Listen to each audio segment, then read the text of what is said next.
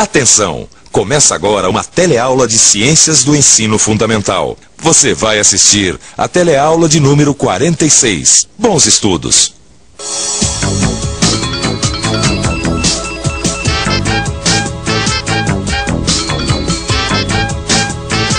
Nós vimos na nossa última teleaula que os agricultores e pecuaristas estão sempre selecionando animais mais gordos, vacas que dão mais leite, as plantas que produzem os melhores frutos. Ou seja, eles estão sempre querendo melhorar a quantidade e a qualidade na produção dos alimentos.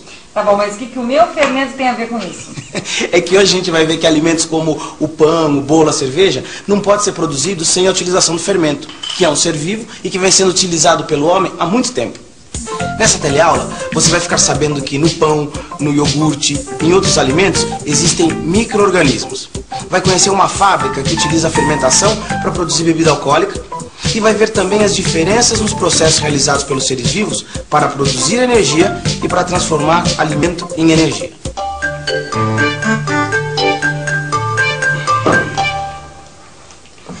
Bom, enquanto a Maria começa a fazer o pão, a gente vai começando a nossa teleaula de hoje.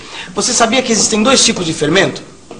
Só conheço esse tipo aqui, ó, que dá pra fazer pão e outras delícias. Então, esse daqui, que é o fermento biológico, ele tá cheio de micro-organismos, as leveduras. Agora tem um outro tipo de fermento, o químico, que não contém ser vivo nenhum. Quer dizer que aqui no meu pão, além de água e farinha, tem um monte de bichinhos? Maria, e são justamente esses bichinhos, as leveduras, que fazem o pão crescer.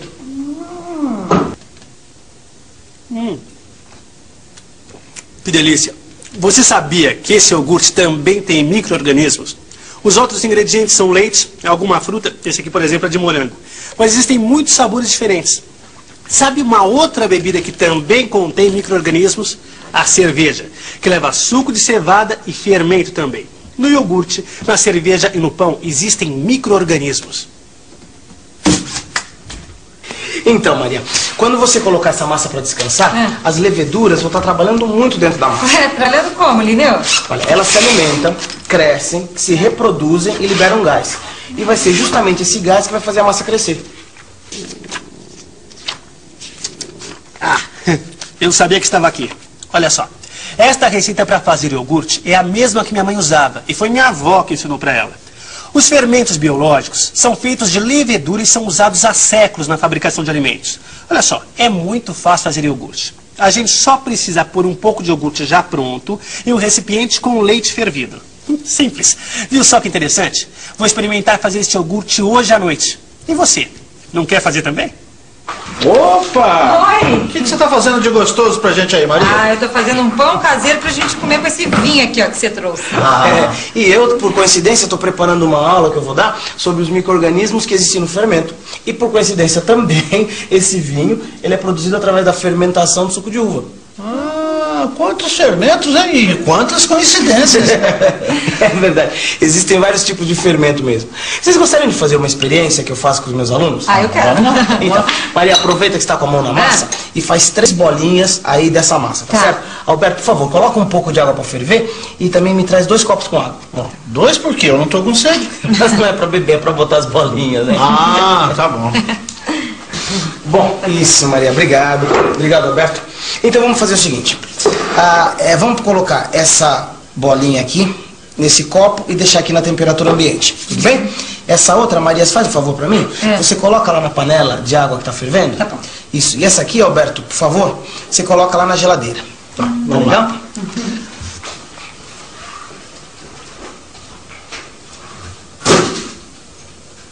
O fermento provoca a liberação de gás na massa. E são essas bolinhas de gás que saem da bolinha da massa. Quando a massa já estiver pronta, descansada, na água, quer dizer que ela está cheia de gás e é por isso que ela flutua como boia de criança. E quando a massa está descansando fora da água, lá no lugar certo dela, ela vai estufando por causa do gás. Quer dizer, ela vai crescendo, ela vai estufando até ficar pronta a passar. Então foi por isso que a minha mãe me ensinou a colocar uma bolinha de massa dentro do copo d'água para saber quando a massa está pronta para assar. É isso, Maria, isso mesmo. Quer dizer, se a massa subiu, se ela flutuou, é porque ela cresceu bastante, já liberou bastante gás e aí já está pronto para assar. Puxa, mas essa aqui está afundada na água da panela. Então, Alberto, essa daí não vai subir nunca. E a que está na geladeira vai demorar bastante para começar a flutuar. que será, hein? Aqui ficar no local frio demora muito. Aqui ficar no local quente não flutua nunca. É, por que será, né? Vamos pensar um pouco?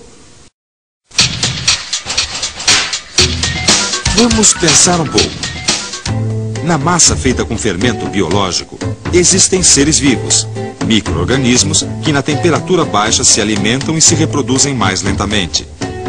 A quantidade de gás liberado no processo de fermentação também é menor, e por isso a massa demora para encher e flutuar. Já na água fervente, os micro-organismos morrem com o calor e não há fermentação nenhuma.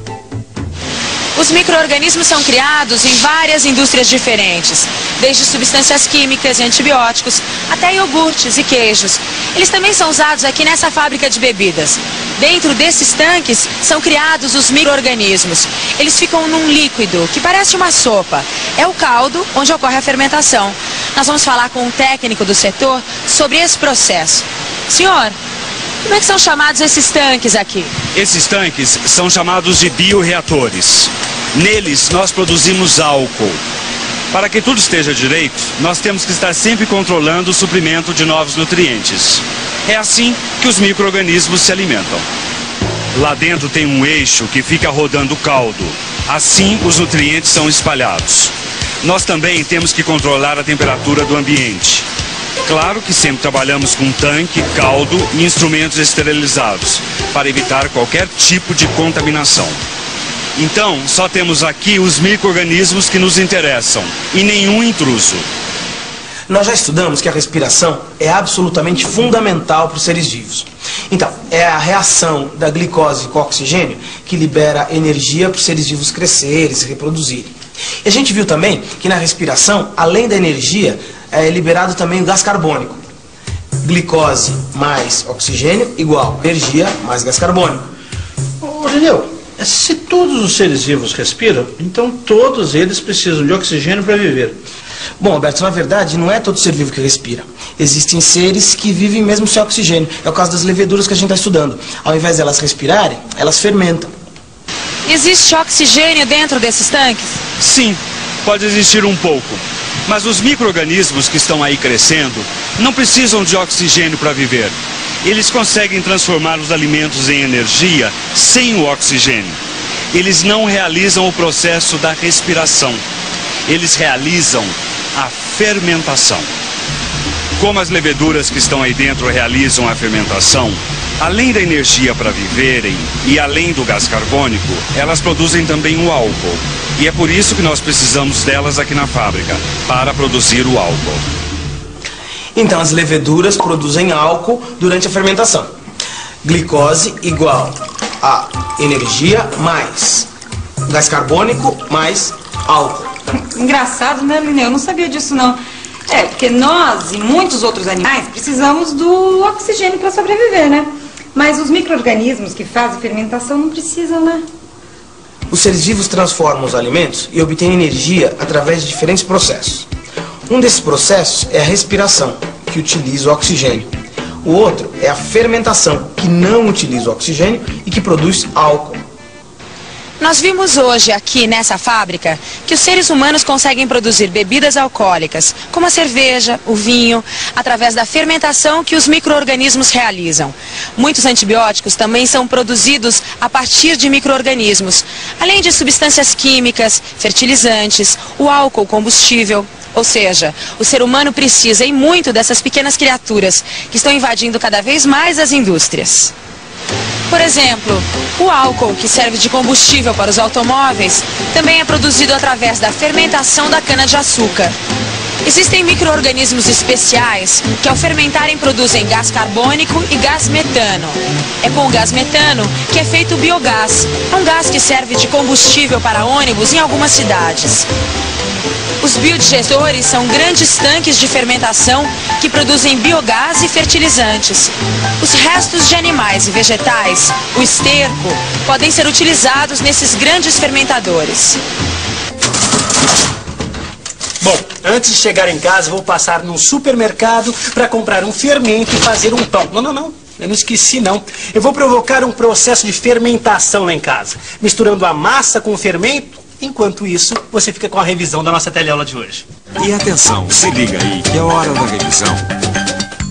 Nós aprendemos na teleaula de hoje que as leveduras são micro-organismos que existem no fermento biológico e que a fermentação é um processo realizado por seres vivos. Nós vimos também que grandes quantidades de micro-organismos podem ser criadas nos biodigestores e que alguns seres vivos não realizam a respiração, pois eles obtêm energia para viver através da fermentação. Por último, nós aprendemos que para fazer a fermentação não é necessário oxigênio. Vimos que o homem se utiliza de micro-organismos e de fermentação para produzir industrialmente certas substâncias como o álcool. Então, como a gente está vendo, tem muita coisa para aprender sobre a natureza e coisas super interessantes. Para saber mais, o jeito é estudar bastante, lendo as apostilas, mas também livros e revistas. Até a próxima!